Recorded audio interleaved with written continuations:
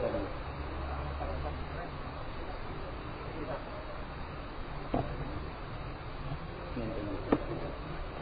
Bismillahirrahmanirrahim. Assalamualaikum warahmatullahi wabarakatuh.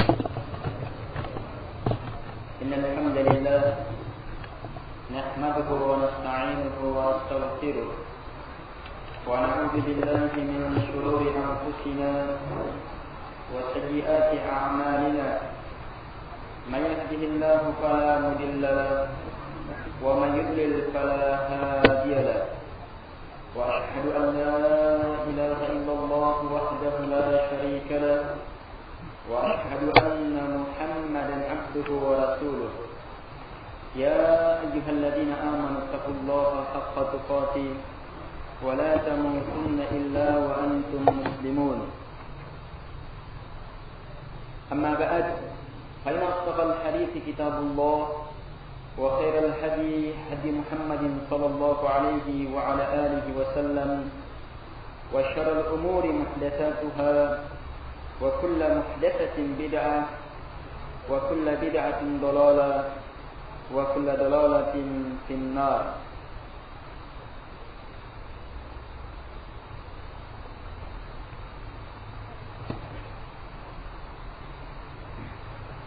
Al-ikhwah rahimahumullah,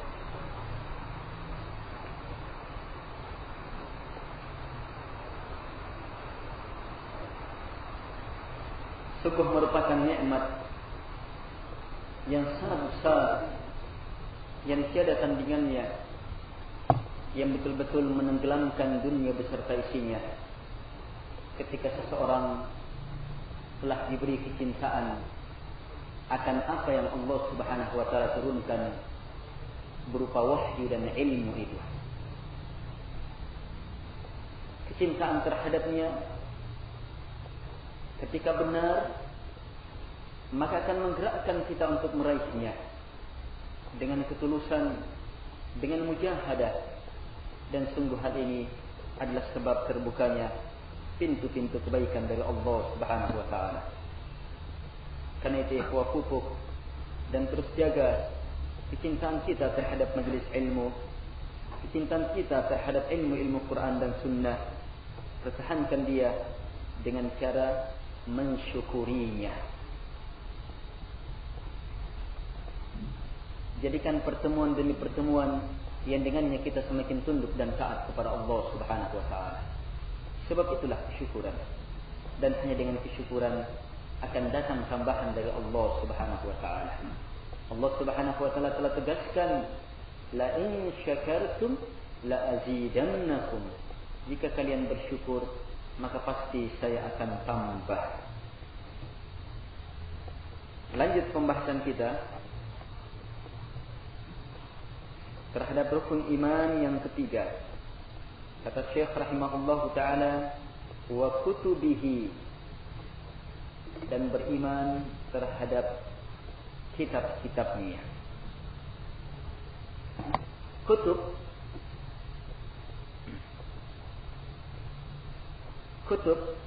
adalah bentuk jamak dari kitab, dan kitab bermakna maktub, sesuatu yang ditulisi.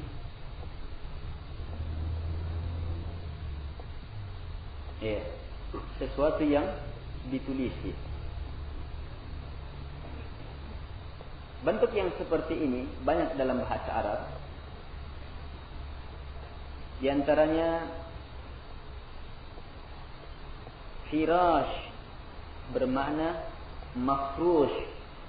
Sama bentuknya, kitab di kasrah awalnya, di fathah yang kedua, dan dipanjangkan. Kitab maknanya maktub, maf'ul. Sebenarnya bentuknya itu. Ini juga firash, sama kan modelnya? Iya. Di kasrah awalnya, di fathah kedua, dan dipanjangkan. Firash artinya apa? Mafrush, yang dihamparkan. Dan jangan lupa pembahasan yang lalu yang sangat penting tentang la ilaha illallah. ilah. Sama kan? Maknanya ma'luh, yang diserahkan padanya ibadah. Demikian pula kitab di sini, ya, dia bermakna maktub, yang ditulisi. Kitab apa yang harus kita imani? Dijelaskan wa kutubihi, dan kitab-kitabnya. Kitab-kitab dari Allah Subhanahu wa taala. Maksudnya kitab-kitab yang Allah Subhanahu wa taala turunkan kepada rasul-rasulnya. Yang Allah turunkan kepada rasul-rasulnya, yang dijadikan sebagai pedoman hidup, yang dengannya mereka mendapat hidayah, yang dengannya mereka mendapat rahmat, sebab petunjuk dari penciptanya, yang dengannya mereka mendapatkan ridha Allah Subhanahu wa taala.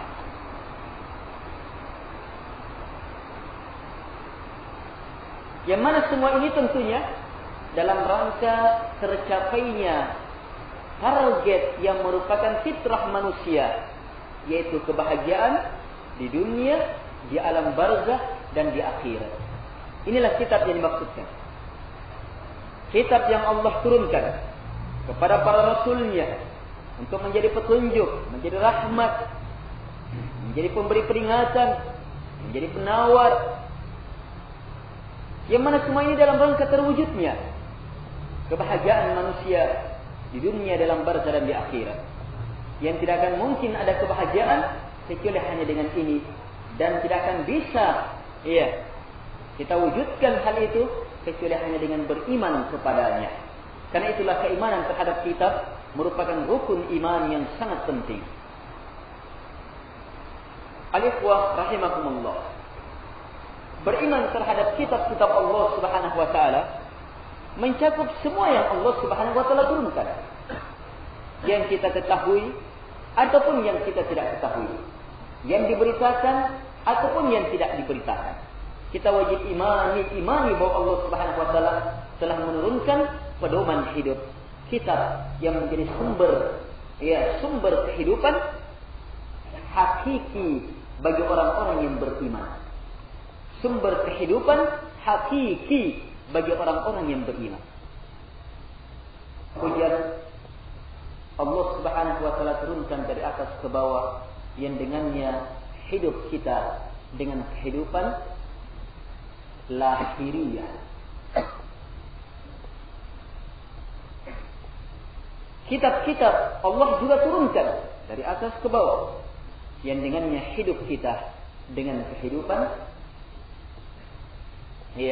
maknawi, kehidupan hakiki, kehidupan batin.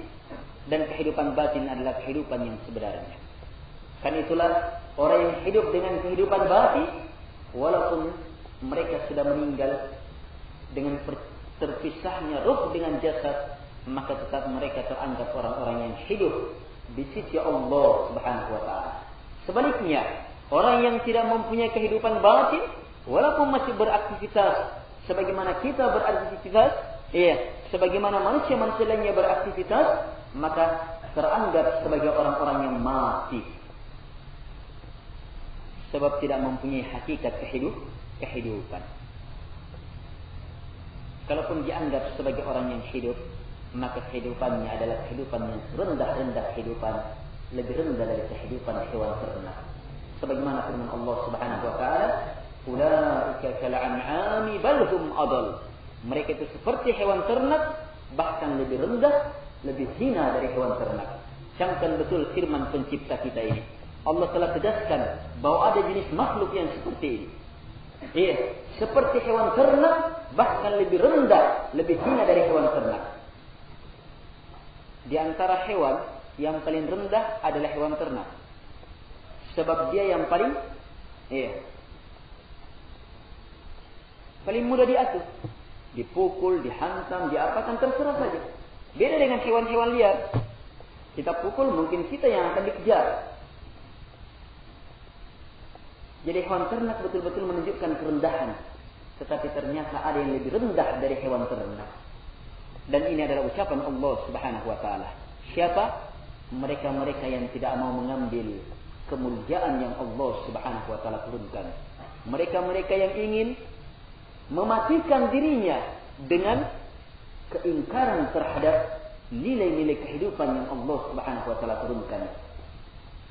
Ini ikhwah, mereka-mereka yang senang, ridha memilih untuk dirinya kegelapan demi kegelapan, kegelapan demi kegelapan, sebab mereka menjauh dari nur yang Allah Subhanahu wa taala turunkan, cahaya yang Allah Subhanahu wa taala turunkan. Al-ikhwah rahimakumullah. Keimanan terhadap kitab-kitab Allah Subhanahu wa taala ini sangat penting, bahkan merupakan rukun dari keimanan. Kapan tidak ada keimanan terhadap kitab, maka pastikan kafirnya.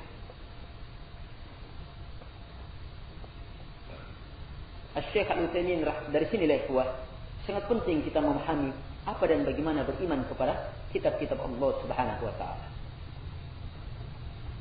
Syekh Al-Utsaimin rahimahullahu taala menjelaskan kepada kita secara singkat bagaimana beriman kepada kitab Allah Subhanahu wa taala. Kata beliau, al-imanu bil kutub yatadammanu arba'atu umur. Keimanan terhadap kitab-kitab Allah Subhanahu wa taala di dalamnya terkandung 4 hal. Al-awwal al-imanu bi anna nuzulaha min 'indillahi haqqan. Yang pertama, al-iman, iman. Kalimat iman tidak perlu lagi jabarkan. Kita sudah jelaskan pada awal pembahasan iman. Bukan sekedar percaya. Bukan sekedar percaya. Tapi dia adalah kepercayaan, keyakinan yang betul-betul terhunjam kuat. Tertanam kuat secara hebat di dalam hati, yang tidak goyah dengan syubhat, dengan berbagai hempasan-hempasan badai.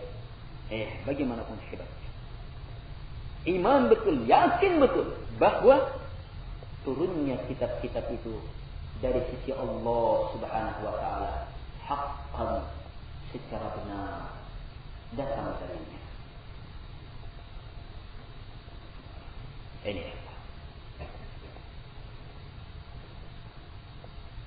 Ini yang pertama. Kita harus yakini Taurat betul-betul datangnya dari Allah Subhanahu wa taala, pencipta alam semesta. Dan al-haqqu min rabbik fala takunanna minal mumtarin. Al-haq, yang benar itu datangnya dari Rabb kamu. Jangan sekali-sekali kamu ragu. Tanzilan min rabbil alamin. Lihat sifatnya Al-Quran, sesuatu yang diturunkan dari Rabbnya alam semesta. Al-Quran, Injil, Zabur, apalagi Al-Quran, betul-betul mantap kita, yakin kita turunnya dari Allah Subhanahu wa taala semata. Hak, benar, dan tidak ada kebatilan di dalamnya. Tidak ada keraguan di situ. Yang ada hanyalah keimanan. Ini dulu yang pertama. Kalau yang tidak mantap, akan sulit selanjutnya.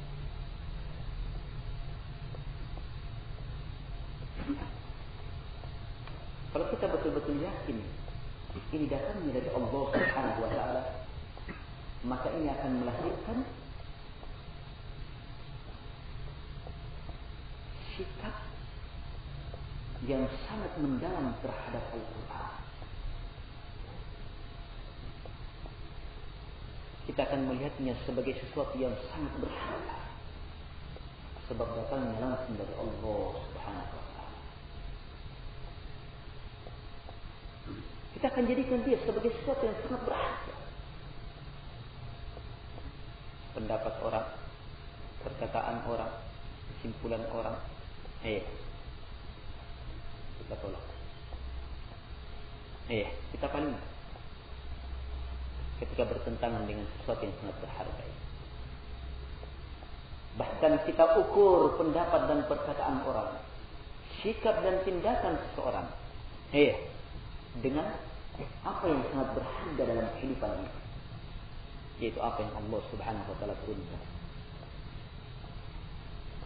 Al-ikhwah rahimahumullah. harus betul-betul yakin bahwa turunnya Al-Quran, turunnya seluruh kitab itu datangnya dari Allah Subhanahu wa Ta'ala secara hak, yang di dalamnya sama sekali tidak ada kebatilan sedikit pun. Al-Thani, yang kedua kata beliau, al-imanu bima alimna ismahu minha bismihi kal-Quran alladhi nuzila ala Muhammadin sallallahu alaihi wasallam wat-Taurah allati unzilat ala Musa sallallahu alaihi wasallam wal-Injil alladhi unzila ala Isa sallallahu alaihi wasallam wal-Zabur alladhi utiya Daud sallallahu alaihi wasallam wa ma lam na'lam ismahu fanu'minu bihi ijmala. Kata beliau rahimahullah ta'ala, yang kedua, beriman terhadap semua kitab yang telah kita ilmui namanya, kita imani lengkap dengan namanya, seperti Al-Quran yang Allah telah turunkan kepada Nabi kita Muhammad SAW, Taurat yang Allah Subhanahu wa Ta'ala turunkan kepada Nabi Musa alaihissalam, Injil yang Allah Subhanahu wa Ta'ala telah turunkan kepada Nabi Isa sallallahu alaihi wasallam, Zabur Allah Subhanahu wa Ta'ala turunkan kepada Daud sallallahu alaihi wasallam. Ini wajib kita iman. Wajib betul kita iman. Lengkap dengan namanya. Terus yang tidak diketahui namanya, kita imani ada namanya, hanya wallahu a'lam, sebab tidak diberitakan. Dan ini perkara gaib. Perkara gaib hanya ditetapkan melalui Quran dan Sunnah. Dan jangan sekali-sekali ada yang mengaku tahu, kecuali hanya dengan jalur ini, Quran dan Sunnah Nabi SAW yang sahih.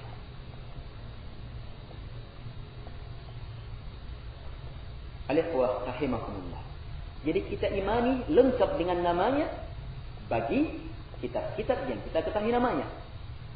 Dan kita imani secara global kitab-kitab yang tidak diberitakan kepada kita tentang namanya. Al-thalith, yang ketiga, tasdiqu ma sahha min akhbariha ka akhbaril Quran wa akhbari ma lam yubaddal atau yuharraf minal kutubis sabiqah. Hal yang ketiga, membenarkan segala perkara yang sahih dari pengkhabaran-pengkhabaran kitab-kitabnya. Seperti pengkhabaran Al-Quran, seluruhnya dibenarkan tanpa kecuali. Demikian pula pengkhabaran kitab-kitab yang terdahulu selama belum diganti, belum dirubah, belum diselewengkan. Sebab kitab-kitab yang terdahulu tidak murni lagi, tidak ada yang terjaga kecuali hanya Al-Quran. Jamaah yang dimuliakan oleh Allah Subhanahu wa Ta'ala. Tapi kalau misalnya ada pengkhabaran dari kitab yang terdahulu secara benar, belum berubah, dibuktikan secara ilmiah, maka kita harus benar. Sebab itu adalah pengkhabaran dari Allah Subhanahu wa Ta'ala yang tidak ada, sama sekali tidak ada dusta padanya. Wa man asdaqu minallahi qila. Ada yang lebih jujur dari firman Allah Subhanahu wa Ta'ala.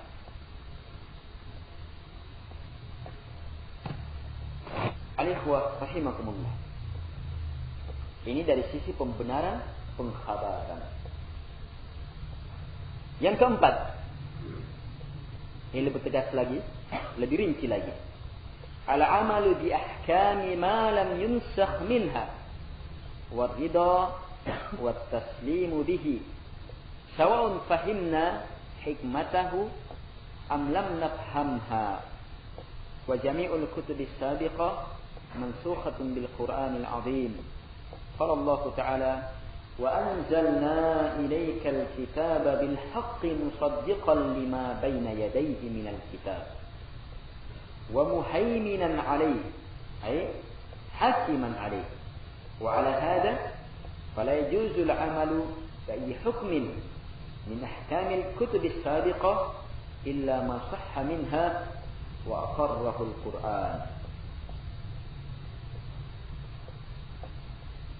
Yang keempat kata beliau, keimanan terhadap kitab di dalamnya terkandung beramal terhadap semua hukum yang ada padanya selama tidak binasakh, dihapus hukumnya, dihapus karena hikmah dan diganti dengan sesuatu yang lebih mulia atau yang sama.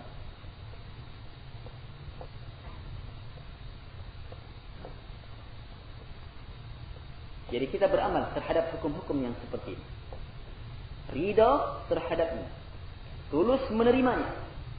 Sama saja kita pahami hikmah hukum itu, hikmah aturan itu, atau tidak kita pahami. Yang jelas wajib beramal, paham atau tidak paham.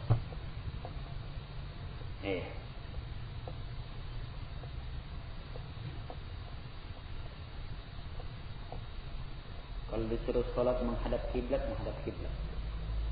Pahami hikmahnya atau tidak, jelas harus hadap kiblat. Setelah jelas bagi kita, kita diperintah menghadap kiblat.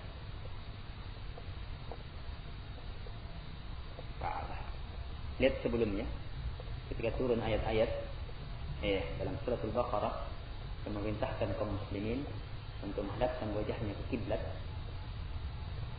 Sebelumnya kaum muslimin, Rasulullah bersama kaum muslimin umatnya itu menghadap ke Baitul Maqdis. Aturan Allah Subhanahu wa taala ketika itu menghadap ke Baitul Maqdis, rumah Allah Subhanahu wa taala. Tetapi Nabi SAW lebih senang hadap ke Ka'bah. Sampai akhirnya Allah Subhanahu wa taala terima hal ini dan Allah Subhanahu wa taala tetapkan untuk beliau sallam dan umat.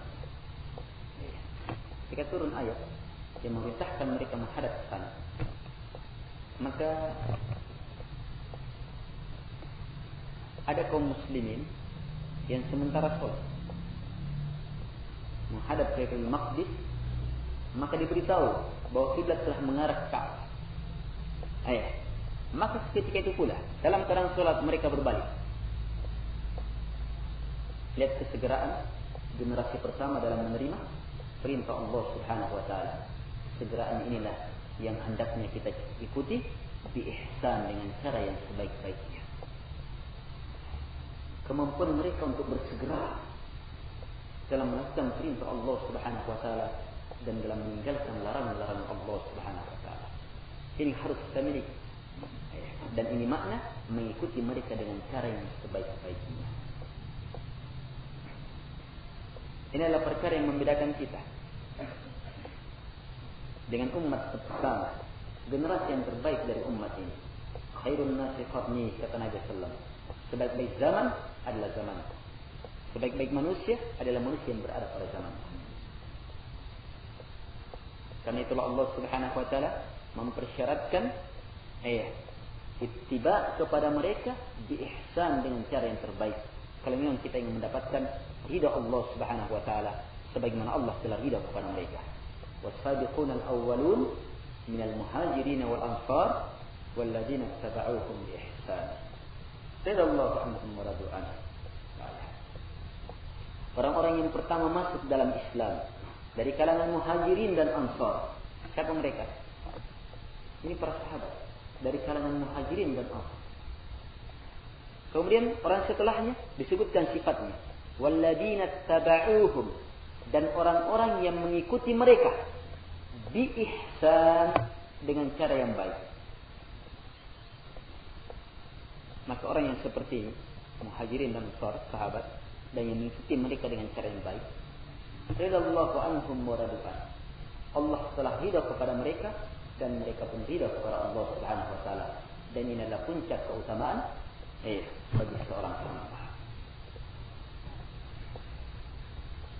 Puncak keutamaan bagi seorang hamba.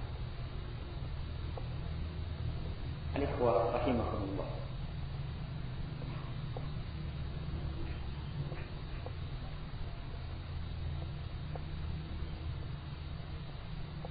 Kehebatan mereka dalam mengikuti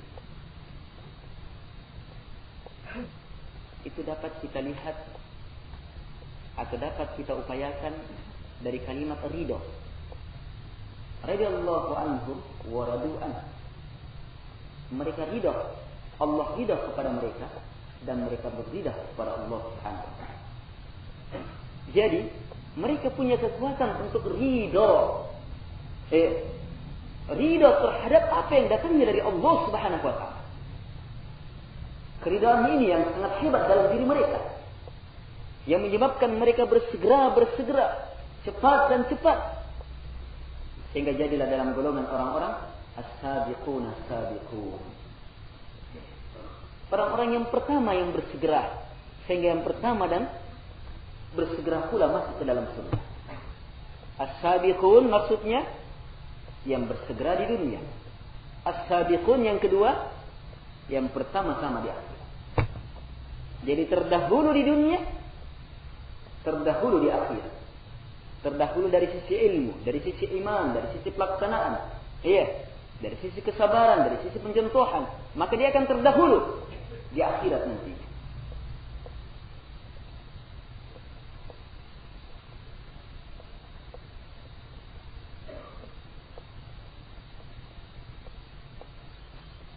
Jadi ikhwah, kita pahami hikmah dari perintah itu atau larangan itu, ataupun kita tidak pahami, maka segera lakukan perintah Allah, tinggalkan larangan Allah Subhanahu wa taala.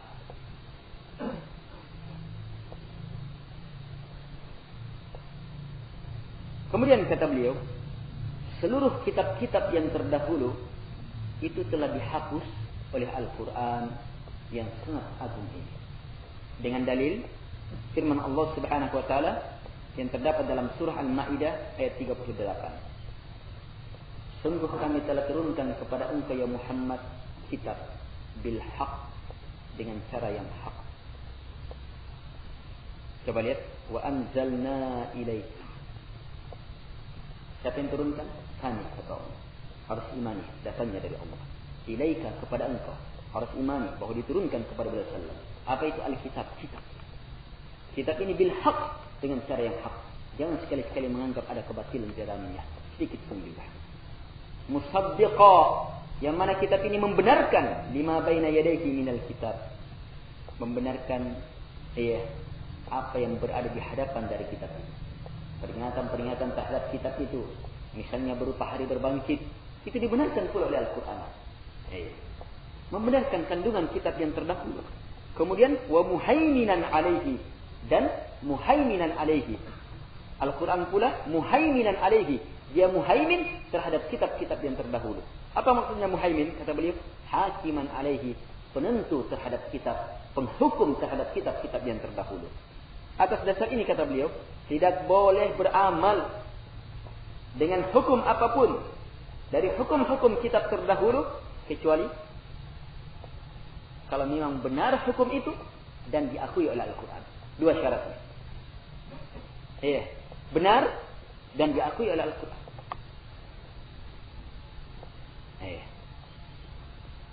Terdapat dalam Al-Quran. Jadi sahih berita itu, hukum itu. Dari mana kita tahu sahihnya? Kembali kepada pemberitaan yang benar, Al-Quran ataupun hadis Nabi sallallahu alaihi wasallam. Adapun langsung dari kitab-kitab mereka, maka tidak ada jaminan. Jauh telah berubah. Dengan perubahan yang sangat. Injil sekarang itu luar biasa banyaknya. Luar biasa banyaknya. Diperbaharui terus.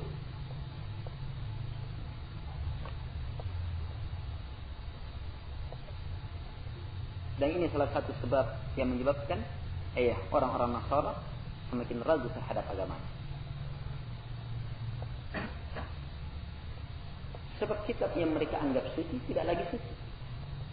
Dikotori dan diotak-atik oleh para pemuka agama mereka.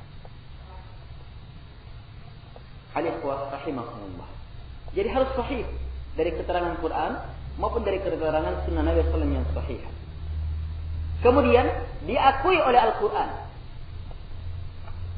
Mungkin ada berita dari Al-Quran, berarti beritanya benar. Tetapi beramal terhadap perkara itu tidak boleh, sebab tidak dituntunkan oleh Al-Quran. Jelas ini?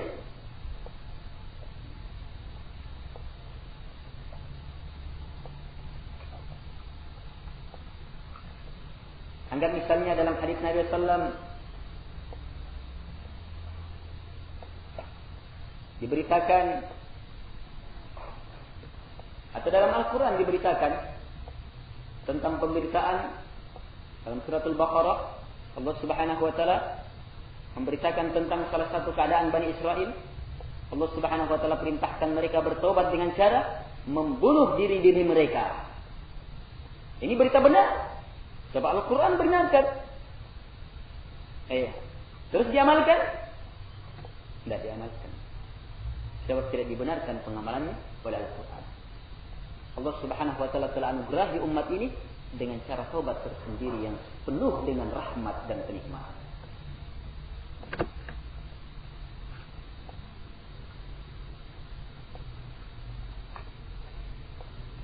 Dalam hadis Nabi SAW banyak pula berita-berita, pengkhabaran-pengkhabaran. Karena pengkhabaran ini tidak mengharuskan kita mengambil hukum darinya, kecuali ketika dibenarkan oleh Al-Quran, diakui oleh Rasulullah. Misalnya pemberitaan Rasulullah bahwa seorang Nabi dan Rasul Allah Subhanahu wa taala ketika itu setelah selesai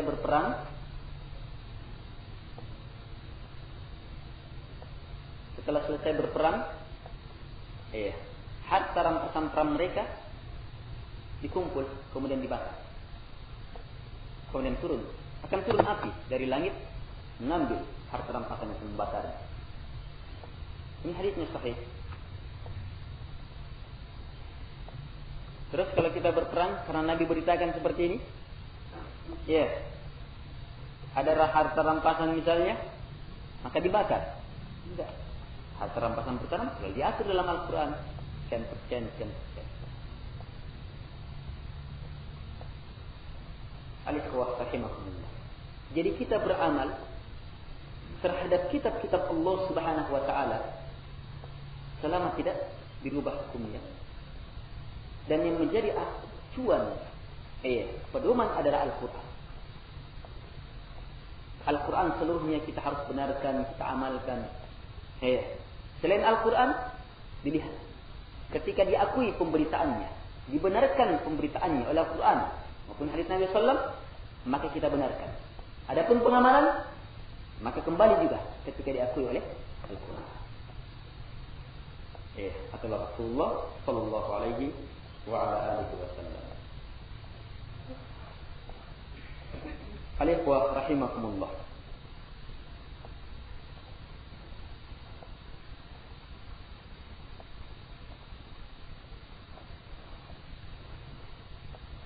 Termasuk keimanan kita terhadap Al-Quran, terhadap kitab-kitab Allah Subhanahu wa taala, bahwa kitab Allah Subhanahu wa taala adalah kalamnya Allah Subhanahu wa taala.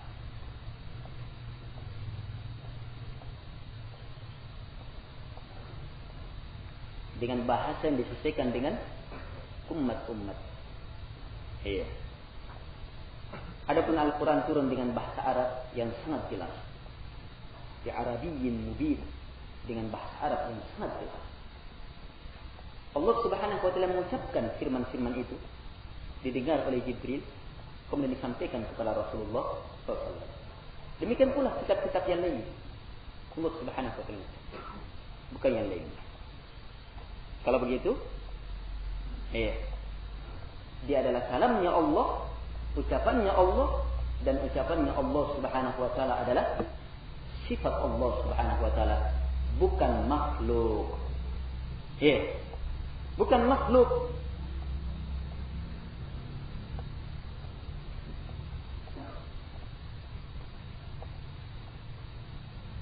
Adanya kitab ini menunjukkan bahwa Allah Subhanahu wa taala mempunyai sifat kalam. Allah berbicara. Dan banyak sekali dalil akan perkara ini. Apakah terhadap Nabi dan Rasul yang terdahulu atau terhadap Rasul. Allah Subhanahu wa taala berfirman, "Wa kallama Allah Musa taklima." Allah Subhanahu wa taala berbicara. Kallama Allah. Allah berbicara Musa kepada Musa taklima, betul-betul berbicara. Kita harus yakini bahwa Allah Subhanahu wa taala berbicara. Dengan suara, dengan huruf. Didengar oleh Jibril.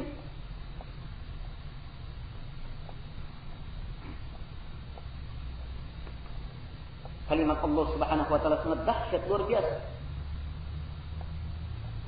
Lihat ayat, lihat hadis yang menjelaskan tentang ayat hatta idza fuzzi'a an qulubihim qalu madza qala rabbukum qalu al-haqqa wa huwa al-'aliyyul kabir. Yang telah lewat dalam surah Saba ayat 23 tentang para malaikat. Ketika turun ayat ini atau ayat yang berhubungan dengan ini, Nabi SAW menjelaskan bahwa ketika Allah Subhanahu wa taala ingin menetapkan sebuah ketetapan, Allah Subhanahu wa taala berfirman, maka terdengar suara. Yang mana para malaikat karena keagungan, kehebatan, kedahsyatan suara itu, mereka tidak mampu. Akhirnya mereka tidak sadarkan diri. Hatta idza fuzzi'a, itu disebutkan dalam Al-Quran selanjutnya.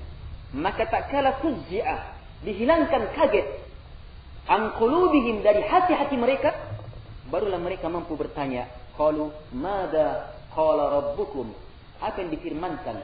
Qala rabbukum, apa yang dia katakan, yang dia ucapkan, yang difirmankan oleh rabbukum, Rabb kalian.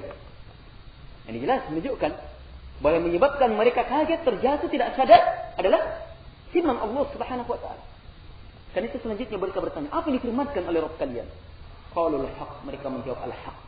Wa huwa al-'aliyyul kabir, dia maha tinggi lagi maha besar. Luar biasa dahsyatnya firman Allah Subhanahu wa taala. Dalam sebuah hadis yang sahih, Nabi SAW jelaskan bahwa pada hari kiamat Allah Subhanahu wa taala berbicara dengan suara yang didengar oleh yang dekat dan yang jauh. Tidak akan ada yang bisa seperti ini kecuali hanya Allah Subhanahu wa taala. Al-ikhwah rahimakumullah.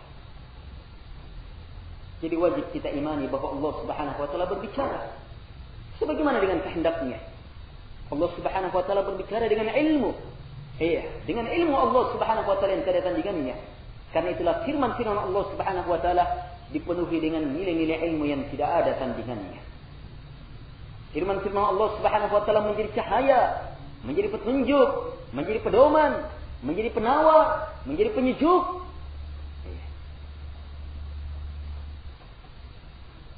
Al-ikhwah rahimakumullah. Allah Subhanahu wa taala berbicara jamaah, berfirman, dan ini adalah sifat Allah Subhanahu wa taala, dan sifat Allah bukan makhluk. Kan jangan mengatakan Al-Qur'an adalah makhluk. Ini adalah kekafiran. Yang mengatakan Al-Quran adalah makhluk, kafir. Sebab mensifati Allah dengan sifat-sifat makhluk. Walillahil mathalul a'la, dan hanya milik Allah perumpamaan yang setinggi perumpamaan.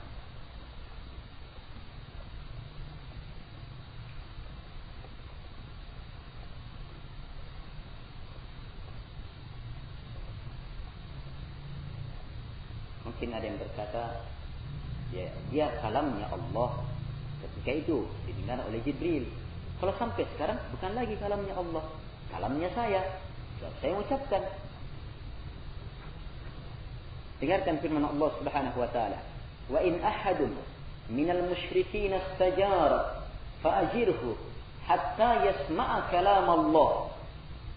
Dan jika salah seorang dari orang-orang musyrikin minta jaminan keamanan kepada engkau ya Muhammad SAW, fa'ajirhu, maka berikan jaminan keamanan supaya dia hidup di tengah kaum muslimin. Apa maksudnya? Hatta yasma'a kalam Allah, supaya dia mendengar kalam Allah. Allah katakan kalam Allah, kalamnya Allah. Jadi yang dia dengar adalah kalamnya Allah Subhanahu wa taala. Siapapun mengucapkannya, maka tetap itu kalamnya Allah Subhanahu wa taala. Suara memang suaranya kita. Kita yang mengucapkannya. Kita menggerakkan lidah kita. Iya, suara kita. Tetapi yang terdengar tetap kalamnya Allah Subhanahu wa taala, bukan kalamnya kita. Kita hanya penyampai. Iya, kalamnya Allah Subhanahu wa taala. Jadi bedakan ya.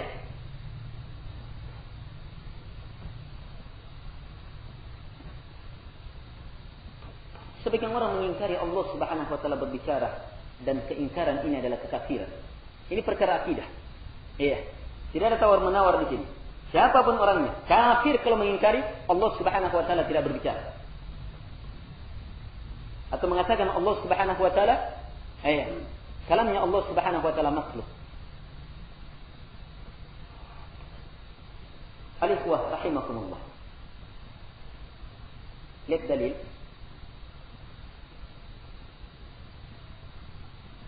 Ketika Nabi Musa alaihissalam menerima wahyu pulang dari Madian, mengarah ke Mesir, kembali ke negerinya. Maka dia tinggalkan sesaat keluarganya, ternak-ternaknya, untuk apa? Mencari. Kalau dilihat ada cahaya di sana. Maka sesampainya di sana, dia mendengarkan suara.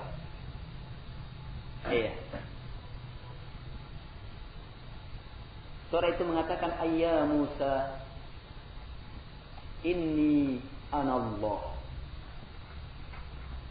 Bunyi suara itu disebutkan dalam Al-Quran. Ya Musa, wahai Musa, sungguh saya adalah Allah.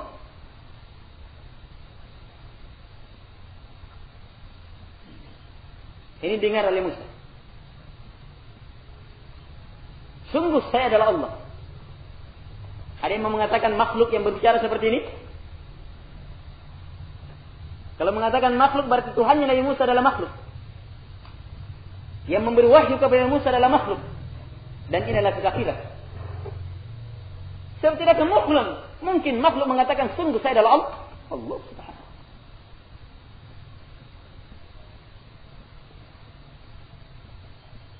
Ini ya. Jadi keyakinan kita terhadap Al-Quran, itu tadi. Ini masih awal-awal ini, luas ya. Jadi secara umum terhadap seluruh kitab-kitab Allah yang Allah turunkan, kita yakini bahwa di dalamnya Allah Subhanahu wa taala, dengannya kita tetapkan bahwa Allah Subhanahu wa taala mempunyai kalam, berbicara. Dan bahwa bicaranya Allah Subhanahu wa taala tidak sama dengan makhluk. Allah Subhanahu wa taala berbicara dengan ilmu, dengan hikmah, dengan segala kesempurnaan sifat-sifatnya. Bicaranya Allah Subhanahu wa taala bukan makhluk dan tidak akan mungkin sama dengan makhluk. Ini juga berlaku bagi Al-Quran. Ini juga berlaku bagi Al-Quran.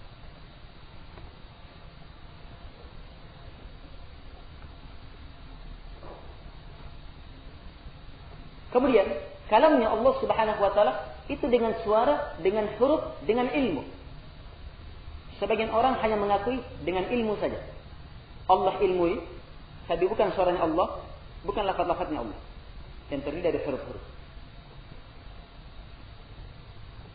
Ini ucapan banyak ahli bid'ah dari kalangan kaum muslimin. Dari kalangan Asy'ariyah, Maturidiyah, dan yang semisalnya. Hanya mengakui ya Allah Subhanahu wa taala, ini ilmunya Allah, tapi bukan kalamnya Allah. Ilmunya Allah, saya bukan kalamnya Allah. Ini juga batil. Lihat dalilnya ayat yang telah kita sebutkan. Supaya dia mendengar, hatta yasma'a. Supaya dia mendengar kalam Allah, kalamnya Allah. Yang didengar bukan hanya dengan ilmu. Kalamnya Allah Subhanahu wa ta'ala mendengar. Jelas? Kalau kita ingin tambah keyakinan ini, maka kesimpulan pembahasannya, saya hanya sebutkan kesimpulannya. Kalamnya Allah Subhanahu wa taala datangnya dari Allah Subhanahu wa taala. Dan akan kembali kepada Allah Subhanahu wa taala. Akan terangkat dari dada-dada orang yang menghafal dan dari kitab-kitab yang menulis, yang tertulis padanya, terangkat di akhir zaman. Ini disebutkan dari keterangan-keterangan yang sahih dari hadis Nabi SAW. Nanti akan terangkat. Inilah makna ucapan para ulama mengurai menjelaskan kalimat ini secara singkat. Minhu bada'a wa ilaihi ya'ud. Darinya dimulai itu kalamnya Allah dan akan kepadanya kembali. Pada akhir zaman akan diangkat. Karena itu manfaatkan betul. Selama masih diberi kesempatan untuk kita. Selama kita masih diberi kesempatan untuk memahaminya, menghafalnya, meresapinya. Sebab hanya dengan inilah kemuliaan kita di muka bumi. Ingat, ukuran kita nantinya di hari kemudian adalah sikap kita terhadap Al-Quran. Selamatnya kita dari surga dan dari neraka adalah ditentukan oleh sikap kita terhadap Al-Quran. Bahkan jenjang-jenjang kita di surga, kalau sudah masuk dalam surga, jenjang-jenjangnya pun ditentukan oleh di mana akhir bacaan kita terhadap Al-Quran. Di mana akhir ilmu kita, keyakinan kita terhadap Al-Quran. Sebagaimana disebutkan dalam hadis Nabi sallallahu alaihi wasallam. Al-ikhwah rahimahumullah.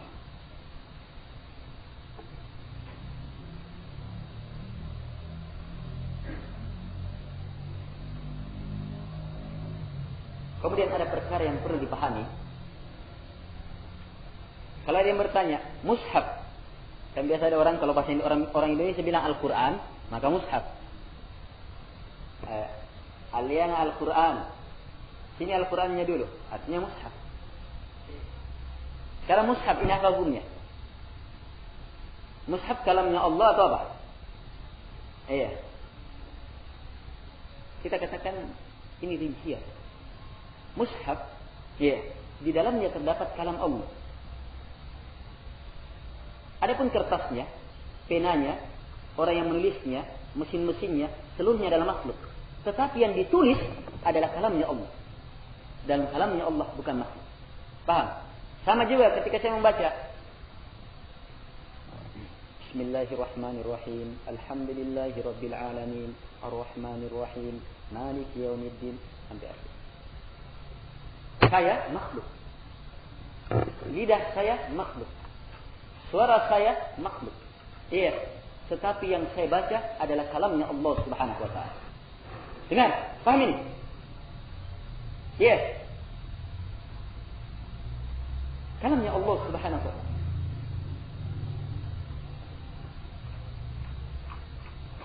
Karena itulah mushaf itu walaupun dia kertasnya makhluk ini, tetapi di dalamnya ada kalamnya Allah Subhanahu wa ta'ala. Yang ditulis di situ adalah kalamnya Allah Subhanahu wa ta'ala. Karena itu dia dimuliakan. Tidak boleh Al-Quran itu dilempar, diinjak-injak apa semua. Tidak bisa. Bahkan disebutkan dalam kitab-kitab akidah, termasuk pembatal syahadat adalah menghina Al-Quran. Menghina mushaf. Itu pembatal syahadat.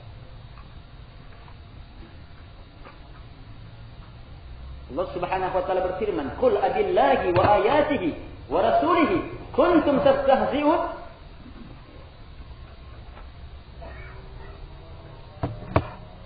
La ta'tadiru. Qad kafartum ba'da imanikum.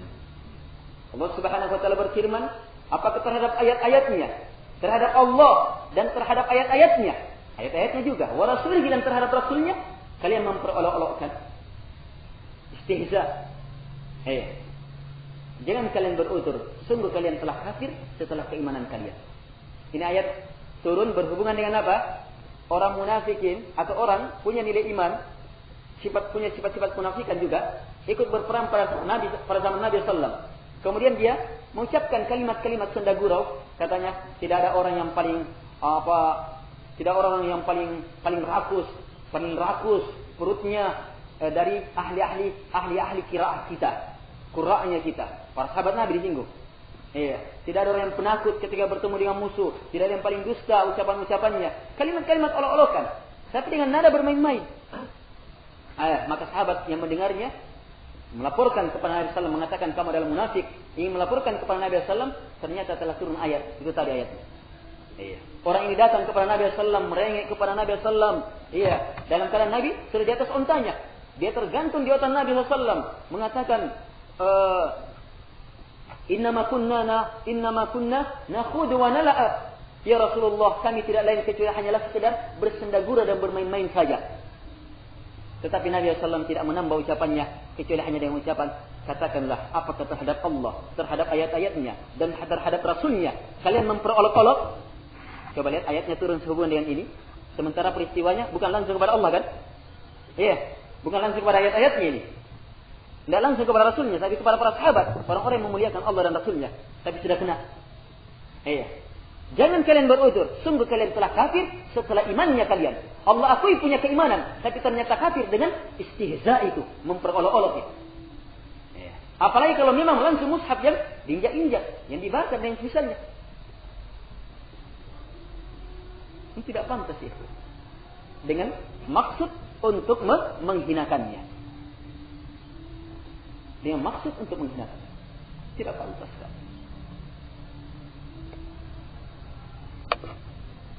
Jadi jangan merasa ketika ada orang misalnya mushaf ditaruh di lantai, itu tidak pantas. Ambil, letakkan pada posisi yang di atas. Tidak usahlah dulu mushaf Al-Quran. Kalau misalnya kita punya buku, kita saja dulu, kita punya buku, kita tulis padanya pembahasan ilmiah yang bernilai tinggi, yang mendatangkan manfaat bagi pertanian misalnya. Tapi ternyata buku ini yang ternyata sudah banyak orang yang tertarik terhadapnya. Ternyata buku ini dijumpai oleh kita dalam keadaan di lantai. Gimana perasaan kita? Kita akan menganggap hal itu tidak wajar. Ini jelas ini fitrah ini. Sebab sesuatu yang bernilai. Dan ingat ikhwah, tak satu pun ilmu kecuali ada titik-titiknya dalam Al-Quran. Dan tak akan bermanfaat itu ilmu itu kecuali pemanfaatannya ditentukan oleh pemanfaatan dalam Al-Quran. Ilmu yang terhebat, yang termulia, yang sangat luar biasa, seluruhnya hanya ada dalam Al-Quran. Dengan ilmu inilah kita akan selamat di dunia dalam barzah dan akhirat. Dengan ilmu inilah kita akan tentram di dunia dalam barzah dan akhirat. Dengan ilmu inilah kita akan selamat dari berbagai bencana-bencana di dunia dalam barzah dan akhirat. Ilmu yang betul-betul merupakan keselamatan, ketentraman. Kan itu ikhwah, sangat betul-betul tidak beradab kalau mushaf itu diletakkan di bawah, apalagi dilempar. Kenapa dia berpaham seperti itu? Sebab dia menganggap mushaf itu tidak ada kalamnya. Ini kan makhluk. Ini kan makhluk. Ini kan anggaplah makhluk. Atau lihat pencontohan tadi. Lihat pencontohan tadi. Ilmu orang saja, kitabnya orang saja, ini kan jelas makhluk. Kita tidak akan bisa rendahkan karena ilmunya. Apalagi kalamnya Allah Subhanahu wa ta'ala. Inilah rahasia kenapa Nabi SAW dalam hadis yang sahih melarang bermusafir ke negeri musuh dengan membawa mushaf. Nabi larang bermusafir ke negeri musuh dengan membawa mushaf. Rahasianya adalah supaya mushaf itu tidak dihinakan. Mushaf itu tidak dihinakan. Baik. Tinggal satu pembahasan. Membakar mushaf. Tentang mushaf yang sudah termakan rayap. Mau dibaca juga tidak ada yang baca. Mau dibaca juga tidak dibaca. Mau dirawat di situ enggak. Diapakan? Maka yang seperti ini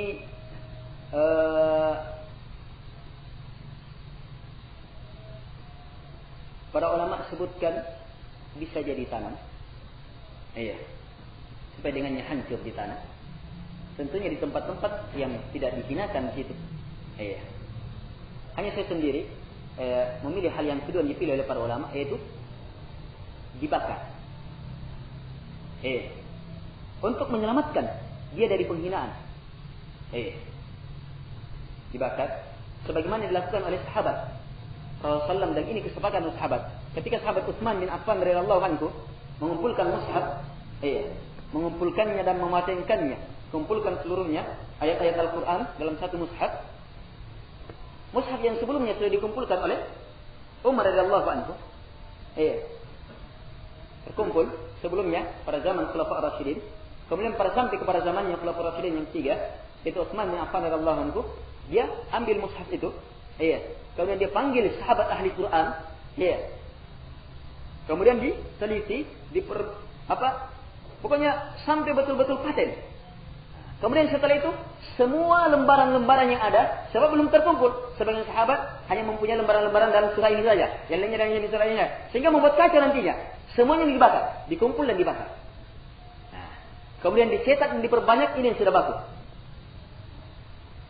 Yang sesuai dengan hafalan-hafalannya para sahabat, murid-murid langsungnya Rasulullah. Ini yang terjadi seterusnya. Ini pembakaran ini justru dengan maksud menyelamatkan Al-Quran. Sebab dengan terbakarnya, selamat dia, lepas dia dari kertas-kertas itu. Dan tetap Al-Quran ada pada kertas-kertas yang lainnya, pada mushaf yang lainnya. Jelas ini. Tapi untuk melakukan hal yang seperti ini, hendaknya di hadapan orang-orang yang paham. Iya, hendaknya di hadapan orang-orang yang paham. Yang di hadapan orang ini Al-Quran, bakar Al-Quran di sana remaja masjid sana. Wah, kurang ajar ini. Yang seperti itu tidak diobral dan yang semisal itu tetap jaga fitnah yang semisal itu. Kemudian kalau dibakar Al-Quran kemudian diminum hatinya, parahnya hati. Iya, tuh. Ini dihindari yang seperti ini. Tidak pernah ditentukan oleh Rasulullah SAW. Iya, hal ini tidak pernah ditentukan oleh Rasulullah SAW. Dan ini termasuk perkara-perkara yang tidak dianjurkan, bahkan dilarang dalam agama Allah Subhanahu wa taala. Saya rasa itu. Subhanallah, alhamdulillah.